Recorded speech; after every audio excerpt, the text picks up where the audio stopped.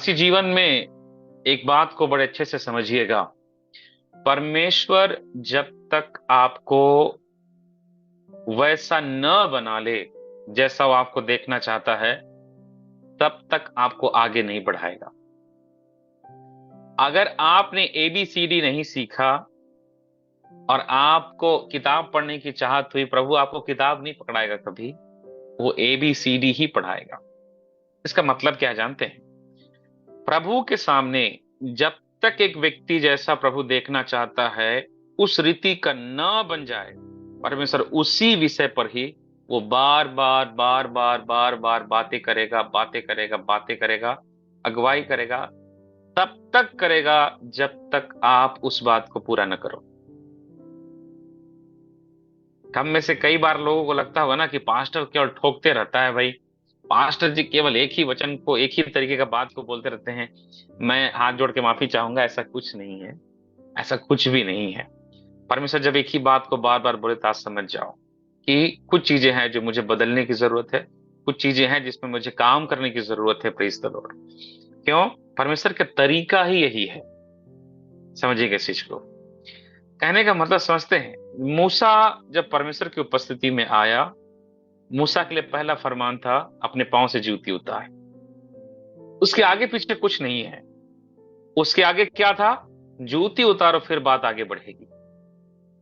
उसी प्रकार कई लोग से परमेश्वर एक ही बात बोलता है, प्रार्थना करो, प्रार्थना करो, प्रार्थना करो। क्यों बोलता है पता है? क्योंकि वे लोग प्रार्थना के जीवन में अच्छे नहीं हैं, उस रीति से नहीं जैसे होना चाहिए। कई लोग से परमेश्वर की आत्मा समर्पण का डिमांड करते हैं कि समर्पित हो जाओ, समर्पित हो जाओ, समर्पित हो जाओ। एक ही कारण, समर्पण की कमी है। कई लोग से परमेश्वर आज्ञाकारिता के लिए जोर देंगे, बार बार पवित्र आत्मा जोर देंगे। There is one reason only, एक ही कारण है, पवित्रता की कमी है। इस प्रकार से परमेश्वर की आत्मा आपसे बार बार बार बार, मेरे साथ में मेरे प्रभु के दास हैं जोसेफ भैया, हम अक्सर साथ में जाया करते थे। बीते दिनों में साथ में जा रहे थे, तो बात करते करते जोसेफ भैया मेरे को एक विषय को लेकर उनको बोलते हैं कि प्रभु की आत्मा मुझे इन दिनों उस विषय के ऊपर काम करने के लिए बोल रहे हैं। तो वो बोले कि बहुत लंबे समय से बोल रहे हैं मुझे, वो बोल रहे हैं, बोल रहे हैं, बोल रहे हैं। तो वो एक चीज जो बोले कि एक बात को परमेश्वर कंटिन्यूसली बोल रहे हैं। क्यों? कारण क्या है? क्योंकि उस चीजों पर जितना परमेश्वर चाहता है उतना थोड़ा सा कम ही चीजों को दे पा रहे हैं। लेकिन प्रभु क्या चाहता है? 100% वैसा हो जाए, है ना? तो आज भी अगर परमेश्वर की आत्मा आपसे कोई बात कर रहा है, आपको कोई अगुवाई दे रहा है, आप जब वचन को सुन रहे होंगे तो वचन का कोई हिस्सा एक ऐसा आएगा जहां पर आपको लगेगा कि ये तो मेरी बात है, ये मेरे लिए है, ये तो मुझसे बोला जा रहा है, मेरे साथ तो ऐसा ही हो रहा है। ये इत्तेफाक नहीं है, ये परमेश्वर की आत्मा है जो आपसे बातें कर रहा है। Praise the Lord. तो जब हम लोग इन दिनों चीजों को सीखने और समझने के लिए प्रभु की उपस्थिति में बढ़ रहे हैं, बड़े सावधानी के साथ, मैं फिर दोहराऊंगा, बड़े सावधानी के साथ बढ़िए। प्रभु की आत्मा आशीष करे।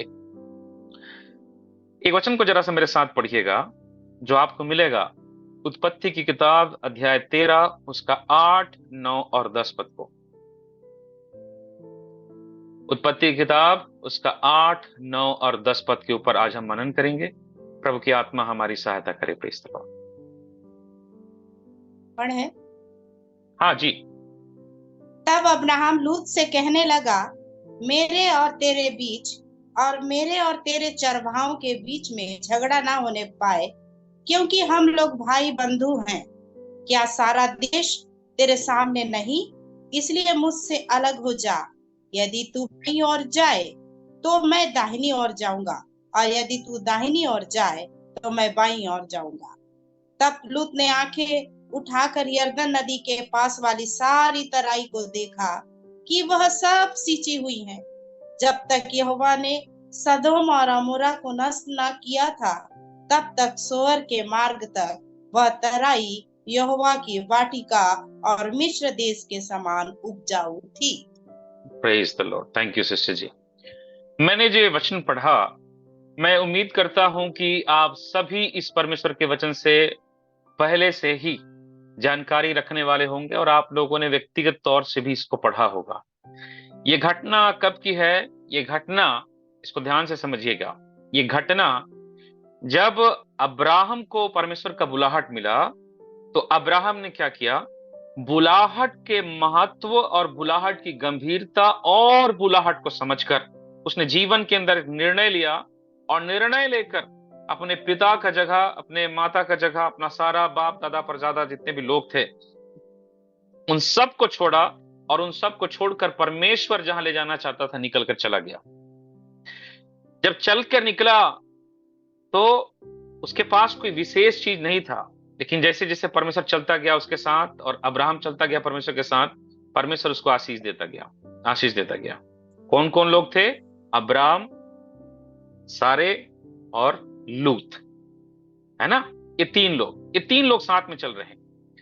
इसमें एक महत्वपूर्ण बात क्या है कि जब ये तीनों साथ में चले और चल करके इस दिन तक आए कि लूत के साथ जो भेड़ बकरी गाय बैल जो भी था वो भी बहुत बढ़ने लगा परमेश्वर के आशीष के द्वारा, और अब्राहम के पास जो गाय बैल भेड़ बकरियां थी वो भी बहुत बढ़ने लगा। किसके आशीष के द्वारा? परमेश्वर के आशीष के द्वारा। दोनों अपने अपने रीति से सांसारिक तौर पर आशीष आशीष आशीष पाने लगे। इसमें एक बात ध्यान रखिएगा, अब्राहम के लिए आशीष वास्तव में उसका बेटा था, गाय बैल नहीं। लेकिन परमेश्वर पहले संतान देने के बजाय उसके पास जो संसारिक आशीषें थी उसको परमेश्वर ने बढ़ाना चालू किया। और ऐसा क्यों किया? ताकि अब्राहम के मन के अंदर परमेश्वर थोड़ा झांक करके देखे और दिखाए लोगों को कि अब्राहम की चाल कैसी है मेरे सामने और संसार के सामने, इसको समझने के लिए। मैंने जो ये वचन पढ़ा, ये वचन क्या है जानते हैं? कि जब लूत का भी धन संपत्ति गाय बैल बढ़ने लगा, अब्राहम का भी धन संपत्ति गाय बैल बढ़ने लगा, तो लिखा है चरवाही के लिए जगह कम पड़ने लगा, चराने के लिए उनके लिए फील्ड कम पड़ने लगा। तो क्या करने लगे? इसके जो चरवाहे थे आपस में ही लड़ने लगे। अरे यहां मैं चराऊंगा, तू यहां कैसे ले आया, उधर मैं चराऊंगा, तू यहां कैसे ले आया, और ऐसे करके लड़ाई होने लगा इनकी। जब लड़ाई होने लगा तो ये बात किस तक पहुंची? अब्राहम और लूत तक। जब अब्राहम और लूत तक ये बात पहुंची तो अब्राहम एक सामर्थ्य बात बोलता है सुनो। अपने वीडियो, अपने ऑडियो को म्यूट रखिएगा प्लीज।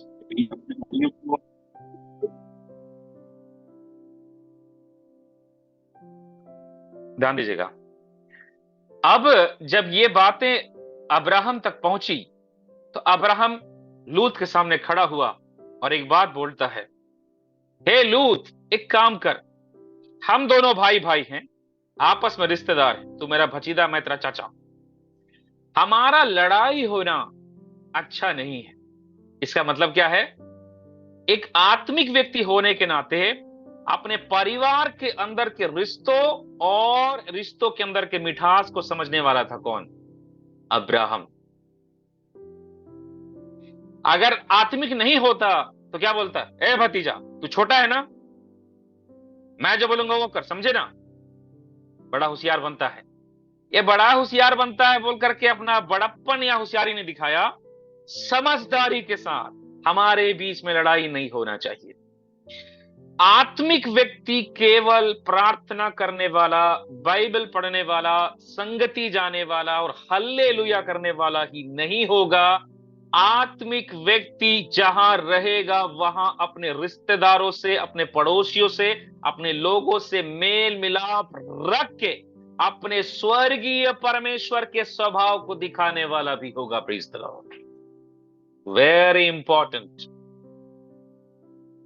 कई लोग आत्मिक बन जाते हैं लेकिन स्वभाव आत्मिक नहीं है। मैंने कई लोग को देखा है ना, रोने में पीएचडी किए हैं, पता है? उनको प्रार्थना दे दो, आंसू पहले निकलेगा, आवाज बाद में।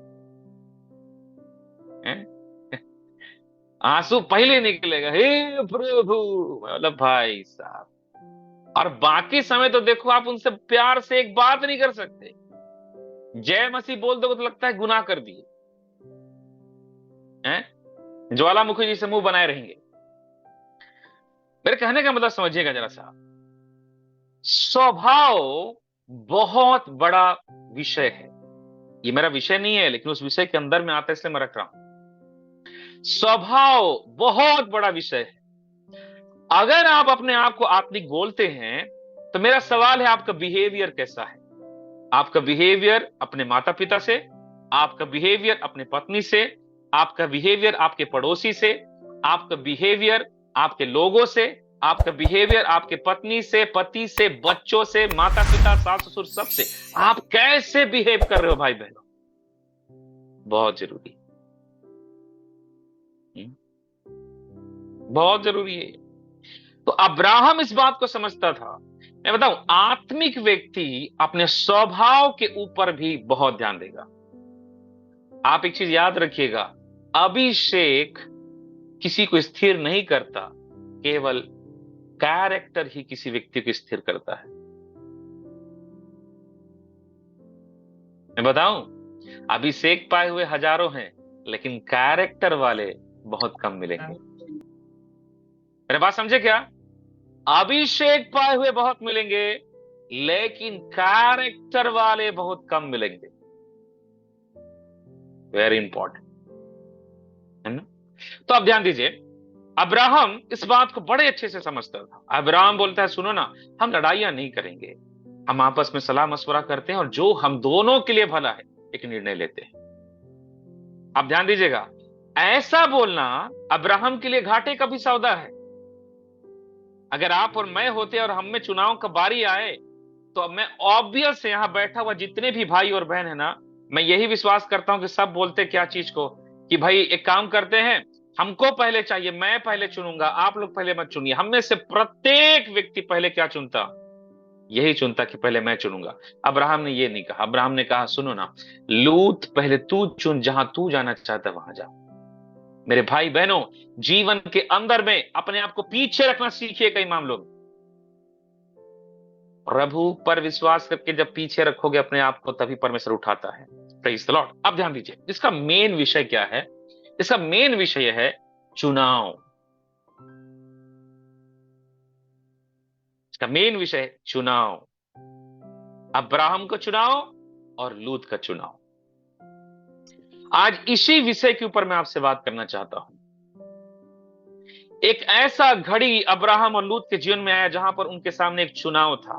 वो क्या चुनते हैं, किस दिशा को चुनते हैं, किस स्थितियों में किस तरीके की बातों को चुनते हैं। मेरे भाई बहनों, इस बात को थोड़ा आज शाम के समय में परमेश्वर की आत्मा चाहता है कि तू बड़े ध्यान से समझो कि तेरे जीवन का चुनाव कैसा है। मैं जब इस बात को लेकर प्रभु के सामने में था, प्रभु की आत्मा ने एक बात को मेरे हृदय में डाला। इतना प्रकाशन, इतनी बातें, इतनी आराधना, इतनी संगति, इतनी भविष्यवाणियां, इतना अनुग्रह का बात, इतना सामर्थ, जो प्रत्येक दिन परमेश्वर आपको और मुझको दे रहा है, इसके पीछे का पर्पस क्या है? एक ही पर्पस है कि आपके और मेरे अंदर में इस बात का समझ आ जाए कि मेरे लिए क्या अच्छा है और मेरे लिए क्या बुरा है। मुझे क्या चीज को अपने जीवन के अंदर पकड़ के रखना है और क्या चीज को मुझे छोड़ना है। मुझे किस दिशा में जाना है और किस दिशा में नहीं जाना है। मैं कहां पर अच्छा हूं और कहां पर बुरा हूं, आप इसका समझ पा जाओ। अगर आप केवल इस संगति में आकर या अपने चर्च के अंदर जाकर या किसी कन्वेंशन में जाकर, किसी प्रार्थना करने वाली संगति में जाकर केवल वहां पर बैठकर थोड़ा आराधना, थोड़ा प्रार्थना, इतना ही अगर आप अपने दिल के अंदर रख करके प्राथमिकता देके उसी में आनंदित है, मेरे भाई बहनों, मैं आपसे बोलना चाहता हूं, आप उन्नति नहीं करोगे। परमेश्वर चाहता है कि तू चुने एक बात को।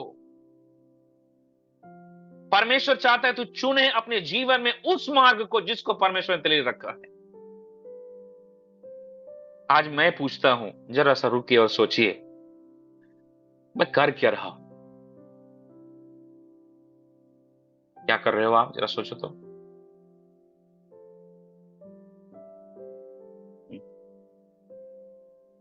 आपका जीवन का चुनाव अपने जीवन के इच्छाओं के प्रति, लालसा अभिलाषाओं के प्रति, बातों के प्रति, सब बातों के प्रति क्या क्या चुनाव है आपके अंदर का?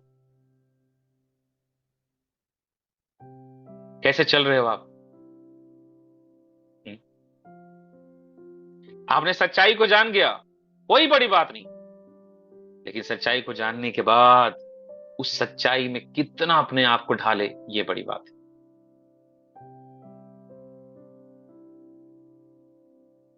आज हम में से कई लोग ये जान गए कि अभिषेक कैसे पाना है, ये जान गए जीवन में परमेश्वर के अनुग्रह में कैसे बढ़ना है, ये जान गए कि परमेश्वर किस बातों से मेरे जीवन से खुश होगा, ये जान गए कि मुझे सेवकाई कैसी करनी है, ये जान गए कि परमेश्वर की इच्छा मेरे लिए क्या है। लेकिन स्टिल अभी भी हम में से कई लोग शांत होकर केवल उसी जगह पर बैठे हुए हैं जहां शायद आज से 4 महीना पहले, 5 महीना पहले, साल भर पहले, 2 साल पहले, 3 साल पहले, 5 साल पहले जहां बैठे थे वहीं भी बैठे। परमेश्वर की आत्मा आज इस शाम के समय में, प्रेज द लॉर्ड, एक चुनाव के लिए बोलता है। Praise the Lord. मेरे भाई बहनों, याद रखिएगा, चुनाव वर्तमान के लिए नहीं है, चुनाव आपके भविष्य के लिए है। आज जो भी चुनोगे ना, वो आपका आने वाले दिन को बदलेगा। Praise the Lord. आप जो भी चुनोगे वो आपका आने वाले दिन को बदलेगा। अब जरा सा इस वचन को ध्यान दीजिए। अब्राहम को जब परमेश्वर का बुलाहट मिला, अब्राहम के जीवन में चुनाव आया। एक तो अपने परिवार, अपने कुटुंबी, अपने लोगों को चुन सकता था, या दूसरी तरफ परमेश्वर जो बातें कर रहा है उसकी आवाज को सुन के परमेश्वर को चुन सकता था।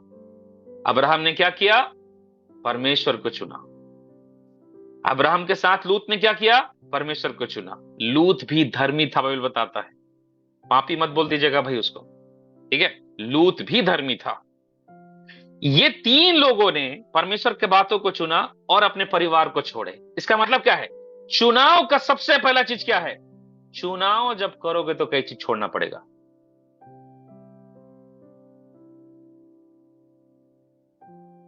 Whatever you will choose in your life, you have to left something. कुछ भी आप जीवन में चुनोगे तो एक चीज को चुनने के चलते कई दूसरा चीज को छोड़ना पड़ेगा। आज मसीह जीवन का बंधन क्या जानते हैं? हम कई चीजों को छोड़ना नहीं चाहते। क्यों नहीं छोड़ना चाहते? क्योंकि मुझे ये चीज पसंद है, मेरी वो आदत मुझे पसंद है, मुझे वो व्यक्ति पसंद है, मुझे वो चीज पसंद है, मेरी वो लालसा अभिलाषा बहुत मुझे प्यारी लगती है? मेरे जीवन में कई ऐसी बातें हो सकती है जो मुझे पसंद है, लेकिन मेरे भाई बहनों, क्या परमेश्वर को पसंद है?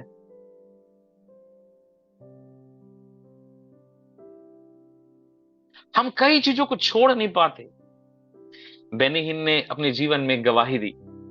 बेनी हिन जब मात्र 17 साल की उम्र में प्रभु में आए, 16 या 17 साल की उम्र में प्रभु में आए वो, तो जब प्रभु में आने के बाद जो बढ़ने लगे ना, तो वो अपने दोस्त के साथ एक अच्छे से मीटिंग में गए। मीटिंग में जाने के बाद बहुत सारी अच्छी आराधना प्रार्थना हुई उसके जीवन के अंदर में।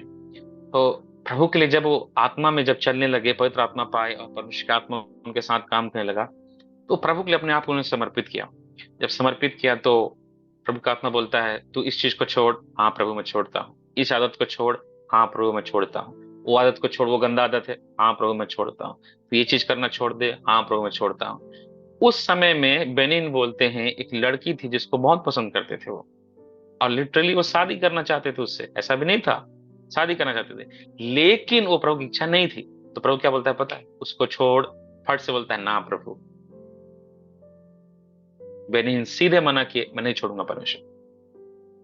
बेनिन ने अपनी जीवनी में एक बात कहा, परमेश्वर मुझसे बार बार उस विषय में बोलता रहा, इसे छोड़, इसे छोड़, इसे छोड़, इसे छोड़, ये तेरे लिए नहीं है, ये तेरा हिस्सा नहीं है। जानते हैं, जब बेनिन इस बात को समझा, उसने उसे छोड़ा। तो बोलता है, जानते बेनिन ने अपने बारे में एक शब्द कहा, जब मैंने उस व्यक्ति को अपने जीवन में छोड़ा और प्रभु को बोला, प्रभु ये तेरे हाथ में सौंपता हूं, आज से मैं इस बात को छोड़ता हूं। बेनी ने बोला, पता है क्या? जिस दिन मैंने छोड़ा, मैंने अपने जीवन का सबसे कीमती हिस्सा को पाया, और वो क्या है पता है? अनोइंटिंग, अभिषेक।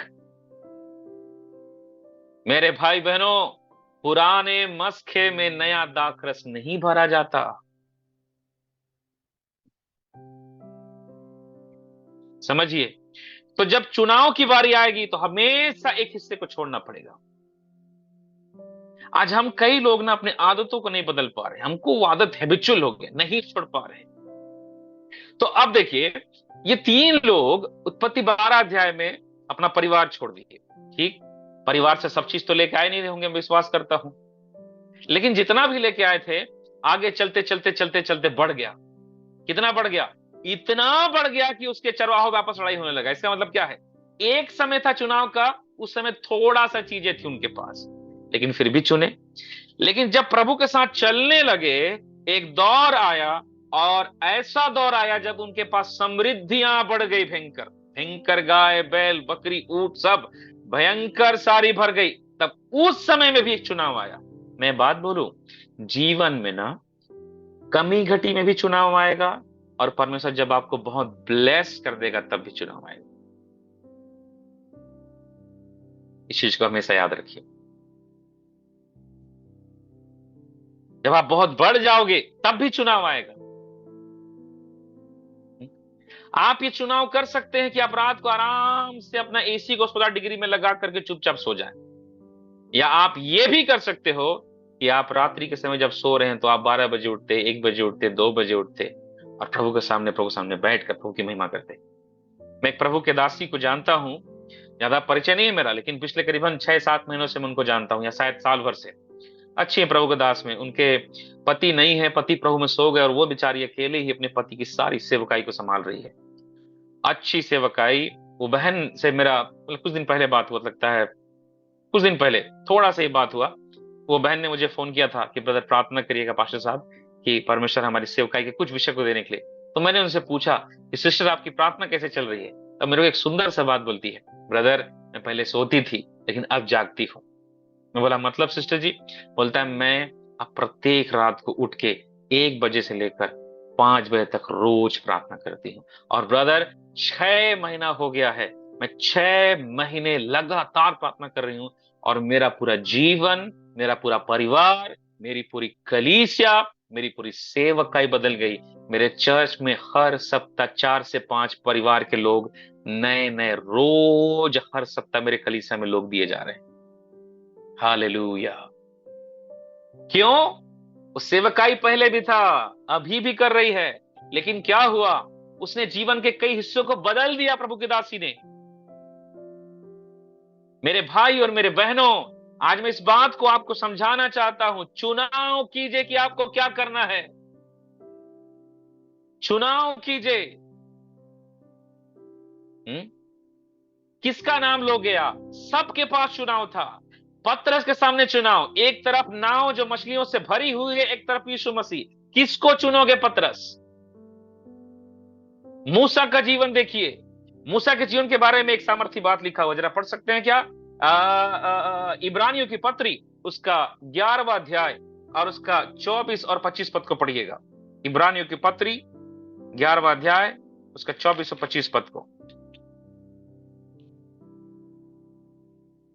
विश्वास ही से मूसा ने सयाना होकर फिरौन की बेटी का पुत्र कहलाने से इनकार किया, इसलिए कि उसे पाप में थोड़े दिन से सुख भोगने से परमेश्वर के लोगों के साथ दुख भोगना अधिक उत्तम लगा। हालेलुया। क्या सुंदर परमेश्वर का आत्मा बोलता है मूसा के बारे में। मूसा जब सियाना हुआ, मूसा के अंदर जब समझ आया, मूसा को जब पता चला मैं मिस्री नहीं मैं इजरायली हूं, और जब मूसा, प्रेरितों का हम 7 अध्याय पढ़ के देखिए, वहां पर पूरा लिखा है मूसा के बारे में कि मूसा जब इस बात को समझ गया और उसके मन के अंदर आया कि मैं अपने लोगों के जीवन के दुखों को जाकर उनके पास देखूं। बाइबल में लिखा है वो गया, उनको देखा, उनके दुखों को देखा, उनके कष्टों को देखा। इब्रानी का लिखने वाला परमेश्वर के आत्मा में लिखकर क्या बोलता है कि मूसा ने फिरौन का बेटा होने से इनकार किया, उसने राजा और राजमहल को इनकार किया, और एक आम दास का बेटा बनकर गुलामी या फिर उस गद्दी से नीचे उतरने का चुनाव किया। Praise the Lord. समझ पा रहे हो आप? मूसा के सामने चुनाव था। वो हो सकता था कि अगला फिरौन वही बनता, लेकिन उसने इनकार किया। क्यों? क्योंकि सब लिखा है, पाप में थोड़े दिन का सुख भोगने से अपने लोगों के साथ दुख उठाना, मूसा ने कहा, उत्तम है। Praise the Lord. मेरे भाई और मेरे बहनों, आज तेरे जीवन का और मेरे जीवन का मतलब क्या है, जरा सोच के देखिए तो। थोड़ा आज इस बात को सोचिए, थिंक अबाउट योर सेल्फ। कहां जा रहे हो आप, क्या कर रहे हो आप, कौन सी अवस्था में हो आप, प्रभु के लिए क्या किए, प्रभु के लिए क्या करना चाहते हो, कितना बदला, क्या नहीं बदला, आपका पहल क्या है परमेश्वर की उपस्थिति में। मैं आपको बता दूं, मूसा को आकर कोई भविष्यवक्ता ने नहीं बोला, हे मूसा इस पाप में मत जी, ये गलत है, तू बाहर आ। नहीं, मूसा जैसे जाना अपने बारे में, उसने कहा मैं और इस जिंदगी में नहीं जीना चाहता। मैं इस बारे में जब पढ़ा तो मैंने प्रभु से पूछा, प्रभु आखिर ये अनुग्रह आया कहां से उसमें। उसका जवाब क्या है पता है? उसका जवाब है 11 अध्याय वचन 23। क्या लिखा है यहां पर? विश्वास ही से मूसा के माता पिता ने उसको उत्पन्न होने के 3 महीने तक छिपाए रखा, क्योंकि वो देखने में बालक सुंदर था और राजा की आज्ञा न मानी। आपको पता है, माता पिता ही ऐसे थे जो परमेश्वर की इच्छा को चुने, न कि राजा का भय खाए। इसका मतलब समझते हैं आप? माता पिता जब प्रभु में सही चुनाव करने वाले होंगे, आपको चुनाव को देखकर आपके बच्चे भी सही चुनाव करेंगे। Praise the Lord, praise the Lord, hallelujah. मूसा के अंदर एक ग्रेस कहां से आया है? उसके माता पिता। राजा ने कहा जो लड़का मिले उसको नील नदी में डाल दो, और जो ना ऐसा हो तो उसको परिवार को मार दो। मूसा के मां और पिता ने क्या बोला? जो भी हो जाए बच्चा को सुरक्षित रखेंगे, भले राजा के आज्ञा के विरोध में जाना पड़े। मेरे भाई और मेरे बहनों,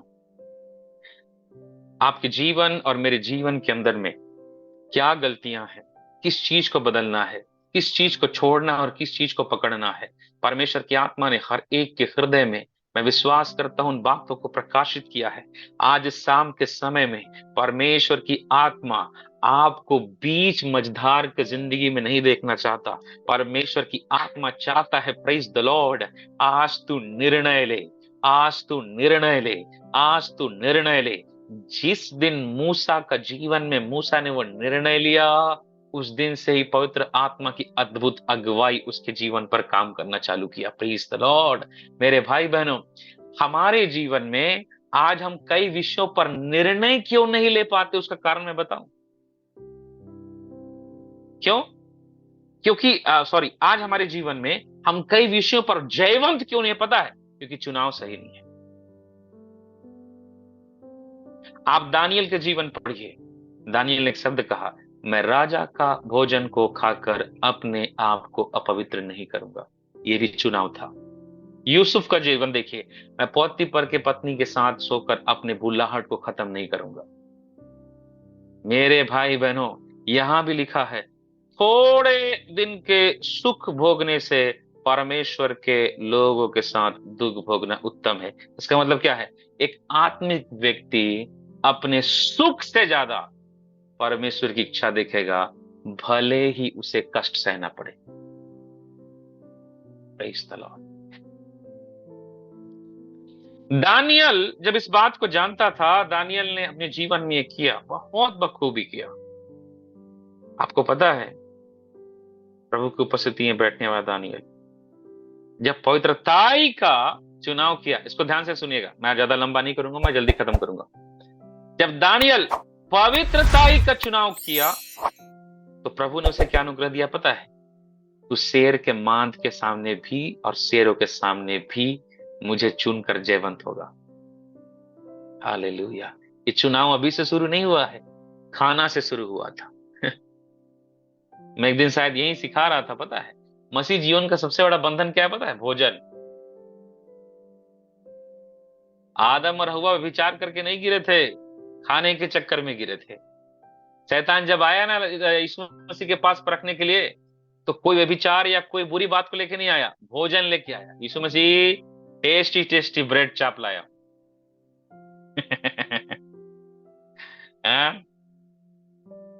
खाना। एक प्रभु के दास विलियम ब्रैनहम ने कहा, भोजन जीवन में प्रभु में बढ़ने से रुकावट है। कई लोगों को जीवन में इतना भोजन से प्यार है ना, उपासे नहीं कर पाते। उपास नहीं रहता, भोजन एकदम।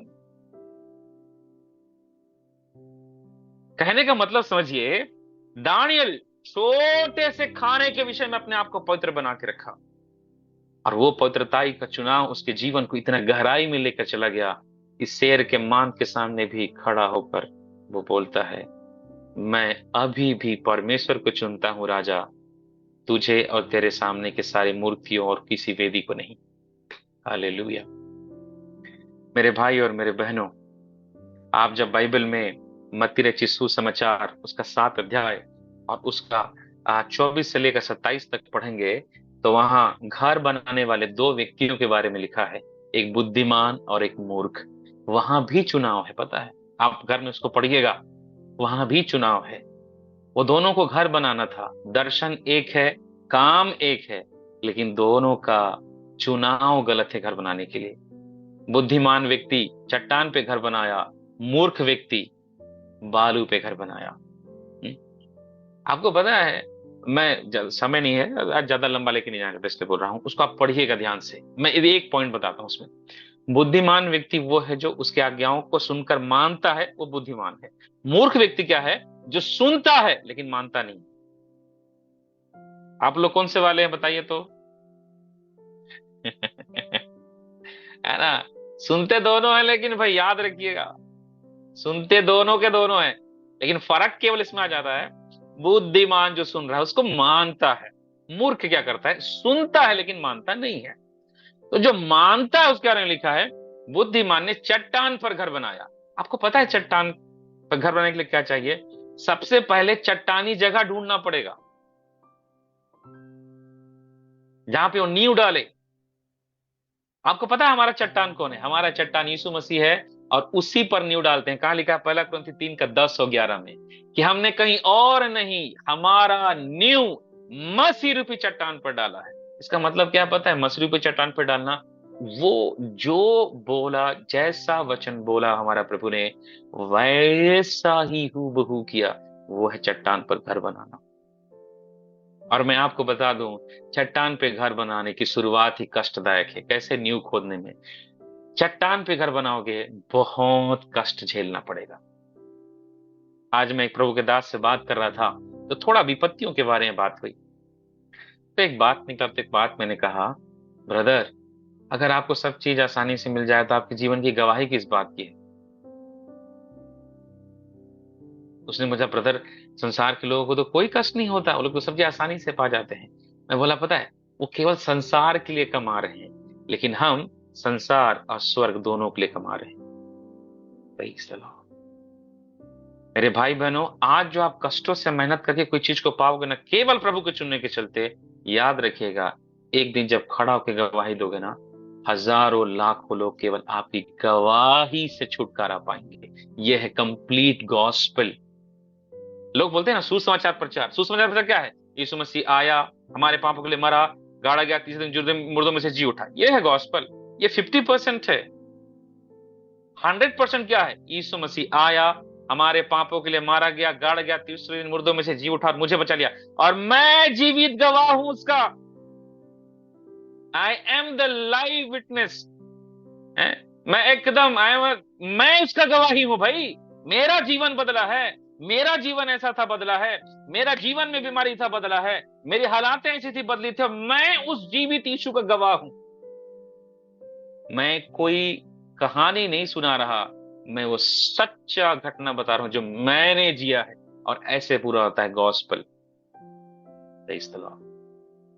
अब ध्यान दिएगा, पहले क्या बोलेंगे? पहले स्वर्गदूत आके मेरे, मैं लिटरली बता रहा हूं गवाही। एक आंटी बताती थी, मैं ना प्रभु के आत्मा को घर के अंदर आग के नाई चलते हुए देखती थी। अब क्या देखते हैं आंटी? दुष्ट आत्मा।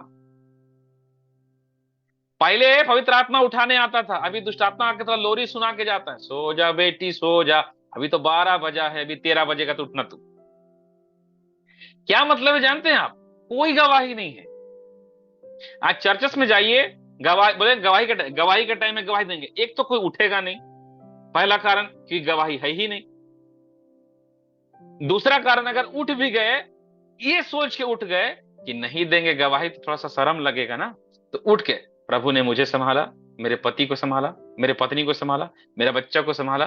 मैं कल गया था रायपुर या दुर्ग, भिलाई, कहीं भी, कलकत्ता, दिल्ली, मुंबई, मस्त गया प्रभु के दया से, मस्त आया प्रभु के दया से। आमीन। प्रभु को मैं, ये किसको गवाही बोलते हो आप? इससे बड़ा गवाही है। यीशु मसीह 70 चेलों को भेजे और वापस आए तो क्या बोलते हैं पता? गवाही, हे यीशु, हमने शैतान को बिजली के नाई गिरते देखा। ओ हालेलुया। प्रभु के अभिषिक्त शैतान के सिंहासनों को गिराने वाली गवाही देते हैं। Praise the Lord, hallelujah. पतरस ने क्या गवाही दिया था पता है? जब पतरस अपनी पत्री लिखता है तो एक शब्द लिखता है, हमने उसके जलाल को उस पर्वत पर देखा। आपको पता है, ये घटना को जब पतरस लिखा तो कम से कम 30 साल बीत चुका था। 30 साल बाद भी पतरस के अंदर गवाही है, वो रूपांतरित के पर्वत पर मैंने मेरे प्रभु के उस चेहरे को बदलते हुए देखा था। हालेलुया। सोच के देखिए, 30 साल बाद भी वो जलाल भूला नहीं है पतरस। ओ रब मनशकद नहीं। तेरे जीवन का जो प्रभु की ओर से स्पर्श है वो कभी धूमिल नहीं होना चाहिए, कभी धूमिल नहीं होना चाहिए। मेरे भाई बहनों, मेरा समय खत्म हुआ। जीवन के अंदर में इस बात को समझो, चुनाव का समय है ये। क्या चुन रहे हो आप? सच्चाई को, झूठ को, प्रार्थना को, लापरवाही को, पवित्रताई को, लालसा विलासा को, अपनी थोड़ी सी खुशी, या फिर परमेश्वर के साथ दुख उठाने की इच्छा? Praise the Lord. मैं सच में बोलूं, आज प्रभु के लिए जो थोड़ा सा दुख उठा रहे हैं ना, आने वाले समय में 10 गुना आशीषों के साथ आपके पास वापस आएगा। Praise the Lord. आज प्रभु को ऐसा व्यक्ति चाहिए जो निर्णय ले। यीशु मसीह के पास एक आदमी आया और वो बोलता है, प्रभु मैं तेरे पीछे हो लेना चाहता हूं। यीशु मसीह बोलता है, मेरे पीछे हो ले। बोलता है, मेरे दादा नाना लोग जिंदा है, मम्मी लोग जिंदा है, मैं गाड़ के आता हूं। तो यीशु मसीह शब्द बोला, मुर्दों को मुर्दे गाड़ने दे, तो मेरे पीछे हो ले। चुनाव सही रखो। है एक ठो पैर छत्तीसगढ़ में, दूसरा मध्य प्रदेश, बनेगा नहीं, नहीं बनेगा। चुनाव सही रखो। मैं फिर से बोल रहा हूं, हमारे इस मीटिंग के पीछे कोई पर्पस नहीं है, केवल एक ही, आप प्रभु में बढ़ो। मैं अपने आप को बोलता हूं, मैं खुद प्रभु में बढ़ू। चुनाव सही रखो, चुनाव सही रखो। भाई बहनों, गोली दवा खा खा के यहां बैठ के मीटिंग करते हैं, पता है? घमंड से नहीं बोल रहे हैं, अनुग्रह को बता रहा हूं। एक व्यक्ति भी खड़ा हो गया ना, हालेलुया, सेवकाई सफल। एक व्यक्ति चाहिए हमको। परमेश्वर ना भीड़ नहीं खोजता, पता है? मैं आपको नेचर बता रहा हूं परमेश्वर का, वो एक आदमी खोजता है। एक व्यक्ति तो खड़ा हो। एक मूसा 20 लाख से बड़ी संख्या को मिस्र से निकालने के लिए काफी है। एक मूसा तहलका। मैं जब बाइबल को पढ़ता हूं तो सोचता हूं, जिस दिन मूसा फिरौन के महल में घुसता होगा ना, फिरौन का बीपी हाई हो जाता होगा। हैं? अब क्या गिराएगा यार ये, बोलता होगा, अब कौन सा विपत्ति लेके आया है। एक मूसा, एक अभिषिक्त, एक जो प्रभु का है, हालेलुया, एक ही है, लेकिन जबरदस्त है। Praise the Lord. ये होना चाहिए। एक ही कारण है, छोड़ के आया है। मूसा भी अपने पत्नी बच्चे को छोड़ के आया था, पता है? हालेलुया। कई चीजों को छोड़ के आना पड़े। परमेश्वर के लिए चुनाव है मेरे भाई बहन। चुनिए, चुनिए। क्या चुनते हो? अभिषेक, सामर्थ, जलाल, प्रभु की पवित्रताई, उसकी महिमा, या फिर आप चुपचाप बैठ के विश्वासी बनकर ताली बजाइए, प्रभु का महिमा हो। यही करते रहोगे। फिर ऐसे लोग क्या करते पता है? पीछे बैठते हैं मस्त कुर्सी में, और विश्वासी को सामने बैठेंगे ताकि पास्टर को दिखे मत, और धीरे से ऐसे करके एक नींद मार के हालेलुया उठ के चल गए। मस्त था मीटिंग आज। और पीछे बैठ के क्या कर रहे थे? दर्शन देख रहे थे सो के। ऐसा वाला प्रभु को नहीं चाहिए भाई। जय मसीह की। ऐसा वाला प्रभु को नहीं चाहिए। प्रभु की आत्मा हमारे जीवन में इन दिनों बलवंत करे। मेरे भाई बहन, please, I am begging to you, मैं आप लोग से निवेदन कर रहा हूं, इसको गंभीरता से लो, गंभीरता से लो। अब्राहम की एक लापरवाही, 14 अध्याय उत्पत्ति, उसने चिड़िया को नहीं काटा। जानते हैं क्या हुआ? उसका आने वाला वंश 400 साल की गुलामी में चला गया। आज का एक लापरवाही आपके भविष्य के आशीषों को खत्म करेगा। आपकी एक लापरवाही आपके भविष्य के अभिषेक को खत्म करेगा, आपके बुलाहट को तोड़ देगा, कई चीजों को, कई विपत्तियों को ले आएगा। लेकिन आज आपका एक सही निर्णय, एक सही इच्छा, एक समर्पण, एक प्रभु के सामने सही रीति चलने का, निर्णय के साथ बढ़ने का जो दर्शन आप लेकर आप सही चुनाव करोगे, आपका वो एक स्टेप आपको प्रभु की महिमा में एक कदम और बढ़ा देगा। Praise the Lord. प्रभु की अद्भुत महिमा हो। Praise the Lord. अपने वचनों को बंद करना चाहता हूं। प्रभु हमें उत्तम चुनाव के साथ इन दिनों बढ़ने के लिए बलवंत करे। हमें अनुग्रह दे परमेश्वर, हमें क्या छोड़ना है, क्या पकड़ना है, ये सही चुनाव हम कर सकें यीशु मसीह के नाम से। प्रभु इन वचनों के द्वारा आशीष दे। आइए हम सब अपनी आंखों को बंद करें।